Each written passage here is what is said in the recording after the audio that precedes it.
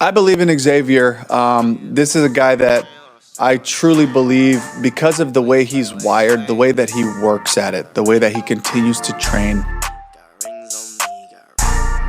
That's Dave Canales talking about Xavier Legette, one of their back-to-back first-round picks at the wide receiver position, who, from a production standpoint, just had a historically bad game and is on a fairly equally historic rough pace after 2 games, right? And what I mean by historic bad game is he had 8 targets and finished with -2 receiving yards.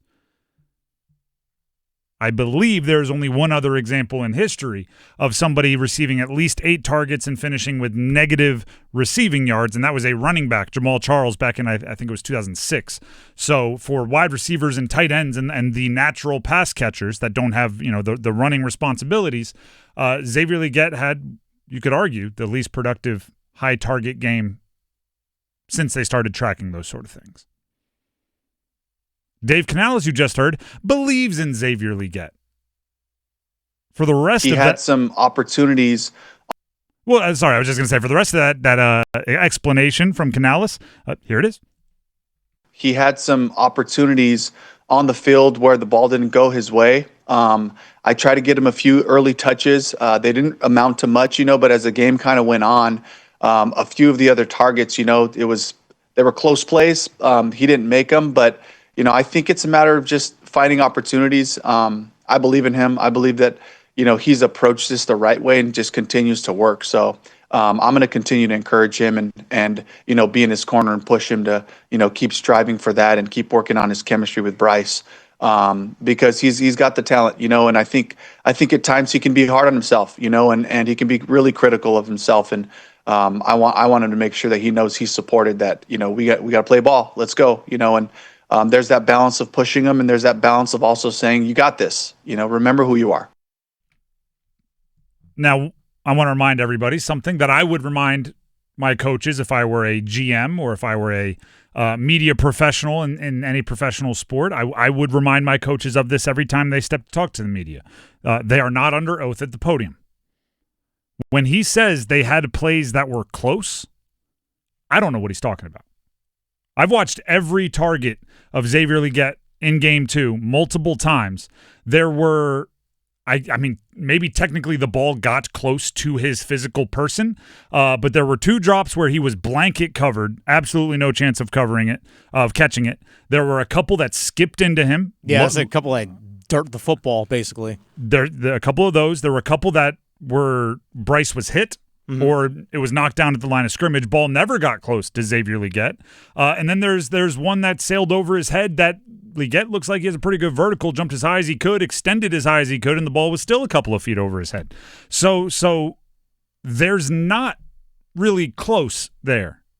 But you're not under oath at the podium. So if you want to say that to make it sound like, try to boost up your guy who sounds like he's working hard and you want to continue to encourage to try to fix things, that's cool.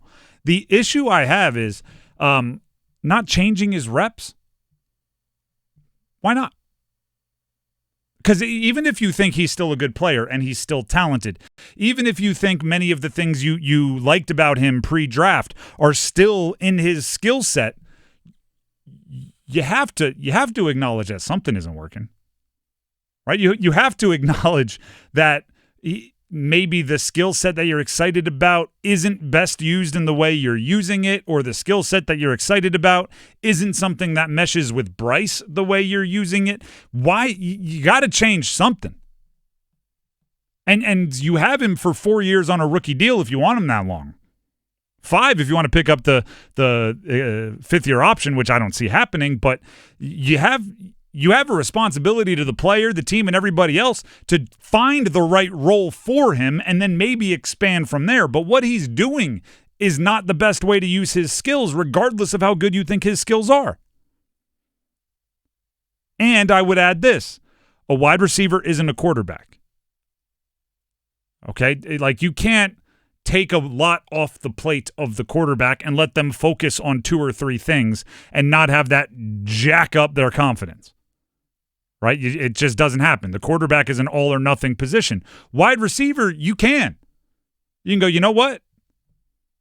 I don't know if I want you out there 80% of the plays. I want you to get this part of the playbook down pat, and we're going to use your unique skill set, maybe on the field less, maybe in more traditional plays less, but we're going to use your skill set in a way that you can be more efficient with every touch.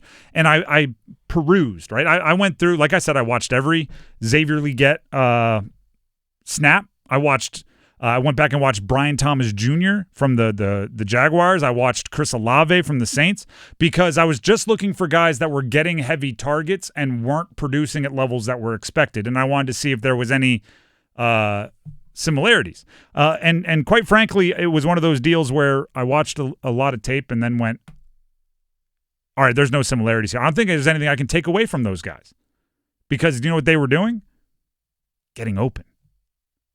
Chris Olave was spinning around a cornerback on a double move and wide open for a touchdown, and Rattler missed him behind. Brian Thomas Jr. was getting open. He was making a couple business decisions, meaning he felt like there was a safety coming down to hit him, so he alligator-armed it and didn't catch it. He dropped a few, but they were getting open. Legette, if you watch a lot of it, there's not much separation. There's not much open. Could be scheme, could be route running, could be a whole bunch of things, but there's not a lot of it. So I turned towards, and I don't say this often, I think you can learn something from the Cowboys. I think you can learn something from the Cowboys here. I found, after going through and looking for somebody, like I was looking for a specific role, Kevontae Turpin of the Cowboys, okay? He has played this season, offensively, 42 snaps. That is 28% of the Cowboys' offensive snaps. If you're asking, Xavier Legette's played about 80% of the snaps. But Turpin has 6 catches and 4 carries. He has a touchdown through the air. He gets the ball on the ground. He gets the ball in the air. He's only out there 42 snaps. He has 10 touches. So a fourth of the time he's out there, he's getting the ball. And then he also has 8 kick returns and a punt return. Now, he's not CeeDee Lamb. He isn't George Pickens for the Cowboys, right? He's not the guy you want out there running traditional routes, right? Hey, we got a dig post combo. I need you to get out there, get your depth, snap off a break at the top of your route, and make sure you draw the safety down. That's not his bag. He's not a traditional wide receiver. He's not the guy that grew up going to wide receiver specialist camps doing ladders and running around hula hoops, for those of you that have seen the training videos on social media. Right? He's more of a raw athlete that you just want to take advantage of speed and awareness in space. He's got all that physical gift. Exactly. He really does. And it's just about finding ways to get you in space. And then here's the thing, right? Then every time you put Xavier Legette out there, and you feel this with Turpin a little bit when you watch the Cowboys, it feels like an event, right? The opposing team's defense has to know where you are and be aware of all of the different things you have in your bag of tricks. And then it opens up the opportunity for future improvement. Because don't get me wrong, I understand. You drafted him in the first round, and you want to get your money's worth. You want to get your picks worth. If Legette does well with, say, 30% of the snaps and a few more creative touches, then you inch him forward with opportunity. Does well, give him a little bit more. Maybe eventually he ends up in 80% of the snaps wide receiver. It's just right now having someone out there that could even fathom being targeted 8 times and end up with negative receiving yards. And I'm not putting it all on him, but it might be a fit between him and others, right? The play calling doesn't work what he does. That route doesn't work what he does. Bryce doesn't see the game the same way he does. So when Bryce is expecting him to snap routes off, he's rounding them and thinking the ball's not going to be there for a beat or two. Whatever it is, it's not working. And if it's not working, you have to entertain changes. You can't just sit around and go, no, I believe in him because he works hard. He's in there grinding. It's like, great. He's a professional athlete that's not producing. Grinding, fantastic. That doesn't mean that you're not allowed to limit his work. You could be working ridiculously hard. If you're not producing, It's a what have you done for me lately league. It's a production-based business. All of these cliches are cliches for a reason.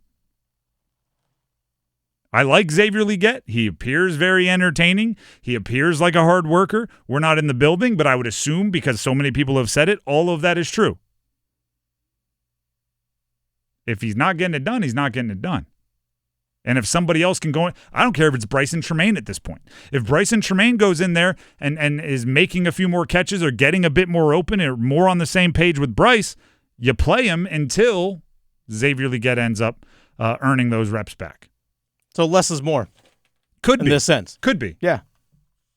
I would take less snaps at greater efficiency 100% of the time for Xavier Legette.